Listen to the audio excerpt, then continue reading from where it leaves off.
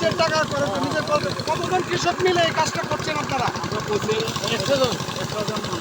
প্রায় 100 জন কৃষক, গ্রামের কৃষক। সকালে অনেকেই ছিল, এই মুহূর্তে সবাই বাড়িতে চলে গেছে, আপনারা আছেন।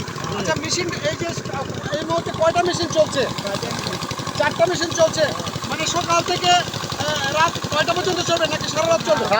সারাদিন সারা রাত চলবে, সারা রাত মেশিন চলবে, সারাদিন পরের দিনও চলবে। আচ্ছা, এই যে মেশিনের যে খরচ, মেশিন যেখান থেকে এনেছেন বা তেল খরচ, এই সকল খরচ আপনারা নিজেরাই বহন করছেন? আমাদের নিজেদের সম্পূর্ণ আমাদের নিজেদের, সম্পূর্ণ আমাদের নিজের খরচ, নিজের উদ্যোগে নিজের খরচে। এখন চাচা, আপনি কি চাচ্ছেন? আপনারা নিজ উদ্যোগে মেশিন চালু করেছেন এবং পানি কি কমছে? পানি কিছুটা কমেছে। আপনারা কি আশাবাদী যে সকল ফসল ক্ষতিগ্রস্ত হয়েছে সেগুলো ফসল কি রক্ষা হবে, টিকবে? প্রশাসনের কাছ থেকে আপনারা কি চাচ্ছেন? সবার কাছ থেকে আমরা সহযোগিতা চাচ্ছেন?